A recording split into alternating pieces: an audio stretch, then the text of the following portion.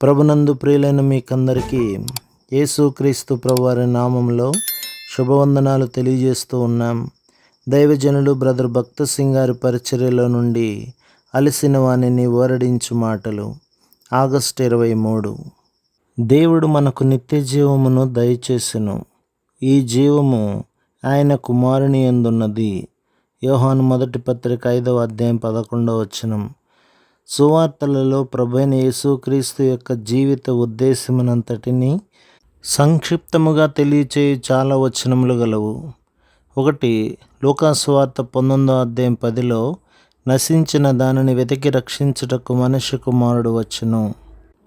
మరొకటి యోహాను సువార్త 10:10లో గొర్రెలకు జీవము కలుగుటకును అది సమృద్ధిగా కలుగుటకును నేను వచ్చితిని. ఈ 2 వచనముల ద్వారా మన ప్రభువైన యేసుక్రీస్తు యొక్క జీవిత ఉద్దేశమునంతటిని మనం సంక్షిప్తముగా పొందగలము.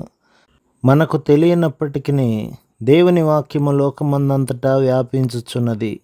ఎక్కడికి వెళ్ళినను దేవుని వాక్యము కొరకైన ఆకలిని దప్పికను మనము కనుగొందుము. నీవు దేవుని తెలుసుకొనుటకు ఆయనను వెతికిన ఎడల ఆయనను కనుగొందువు. ఇర్మీయా గ్రంథం 29వ అధ్యాయం 13లో మనము చూచిన రీతిగా మీరు నన్ను వెతికిన ఎడల పూర్ణ మనస్సుతో నన్ను గూర్చి విచారణ చేయునెడల మీరు నన్ను కనుగొందురు. ఒక్కసారి మనం ఆయనను కనుగొనిన ఎడల మనకు సమృద్ధి అయిన జీవమును ఇచ్చుటకు ఆయన సమస్తమును సిద్ధపరచును. అప్పుడు మనము ఆయన సహపనివారముగా ప్రయాసపడవలెను. చాలామంది విశ్వాసులు తిరిగి జన్మించిన వారమని చెప్పినప్పటికీ సమృద్ధి అయిన జీవము కలిగిన వారుగా ఉండలేరు. మొదటి ప్రపంచ యుద్ధములో అనేక మంది సైనికులు గాయపడిరి. వారిలో ఇంచుమించు 85 మంది సైనికుల పరిస్థితి చాలా బాధాకరముగా ఉండెను. వారు 2 కాళ్లను, 2 కళ్ళను, 2 చేతులను కోల్పోయిరి. వారు దాదాపు చనిపోయిన వారి వలె ఉండిరి. వారిని గంపలో మోసుకొనుచు వారికి చెంచా లేదా గొట్టముతో ఆహారమునియవలసి ఉండెను. ఈ దినమున మనలో చాలామంది విశ్వాసుల ఆత్మీయ స్థితి ఇదే. వారు తిరిగి జన్మించితిమని చెప్పినప్పటికీ ఎన్నో సంవత్సరములుగా ఆత్మీయముగా చెమిటివారుగాను మూగవారుగాను ఉన్నారు. దేవుని కొరకు పని చేయుటకు వారికి శక్తి లేదు. ఇది నిజము. అందుచేతనే జీవము కలుగుటకు అది సమృద్ధిగా కలుగుటకు నేను వచ్చితిని అని ప్రభువు చెప్పుచున్నాడు.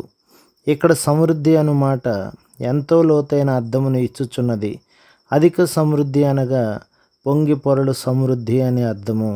ఆయన చివరి మాటలు అనగా చివరిసారి ఆయన యెరూషలేమునకు ప్రయాణమై వెళ్ళకముందు పలికిన మాటలను ధ్యానించినచో ఈ సత్యములు నియమములన్నీ బయలుపరిచినట్లుగా మనము చూచెదము.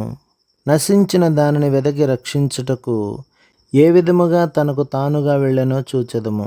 కొన్నిసార్లు తప్పిపోయిన వారికి మంచి కాపరి, ప్రేమగల రక్షకుడు ఏ విధముగా తమ్మును వెతుకుచున్నాడో వారికి తెలియదు.